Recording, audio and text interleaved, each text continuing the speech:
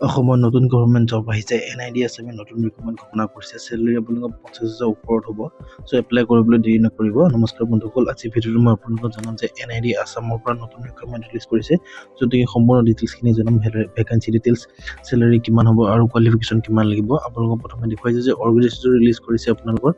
NID আছামৰ পৰা হয় আৰু জব লোকেশ্যন আপোনালোকৰ যোৰহাট আছাম হ'ব টোটেল পোষ্ট আপোনালোকৰ তিনিটা আছে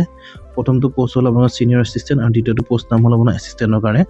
জব টাইপ আপোনালোকৰ লং টাৰ্ম হ'ব ৰেগুলাৰ আৰু কণ্টেক্সুৱেল বেচিছ দুইটাতে হ'ব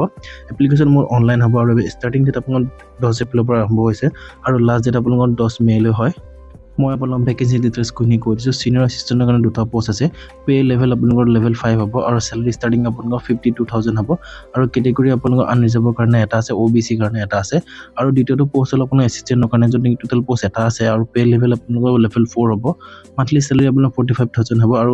এটা পোষ্ট আছে আনৰিজাৰ্ভ কেটেগৰীৰ কাৰণে এডুকেশ্যন কোৱালিফিকেশ্যন হ'ল আপোনাৰ সিনিয়ৰ এছিষ্টেণ্টৰ কাৰণে বেচেলাৰ ডিগ্ৰী হ'ব লাগিব কম্পিউটাৰ প্ৰফিচিয়েঞ্চি জনা হ'ব লাগিব আৰু এক্সপিৰিয়েঞ্চ থকা হ'লে বেছি ভাল হয় আৰু দ্বিতীয়টো পোষ্ট এছিষ্টেণ্টৰ কাৰণে হয় বেচেলাৰ ডিগ্ৰী লাগিব আৰু আপোনাৰ কম্পিউটাৰ নলেজ লাগিব আৰু আপোনাৰ ফ্ৰেছাৰ্ছ হ'লে এপ্লাই কৰিব পাৰিব এজ লিমিটৰ কথা কৈছোঁ আপোনালোকৰ মেক্সিমাম 30 বছৰ হ'ব লাগিব আৰু মেক্সিমাম আপোনালোকৰ 25 বছৰ হ'ব লাগিব এছিষ্টেণ্টৰ কাৰণে সিনিয়ৰ এছিষ্টেণ্টৰ কাৰণে আপোনালোকৰ 30 বছৰ হ'ব লাগিব এপ্লিকেশ্যন ফিজৰ কথা কৈছোঁ জেনেৰেল আৰু OBC কাৰণে 500 হ'ব SC ST আৰু EWDS ৰ কাৰণে 250 টকা হ'ব আৰু PWD কাৰণে কোনো এপ্লিকেশ্যন ফিজ নাই আপোনালোকে নোটিফিকেশ্যন এপ্লাই কেনেকৈ কৰিব অফিচিয়েল নোটিফিকেশ্যন লিংক এইটো হয় আপোনালোকে ক্লিক কৰি অফিচিয়েল নোটিফিকেশ্যন দেখাব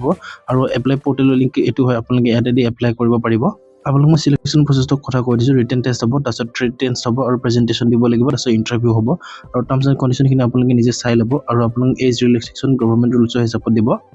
বন্ধুসকল যদি ভিডিঅ'টো ভালে লাইক কৰিব আৰু চেনেলটো ছাবস্ক্ৰাইব কৰিব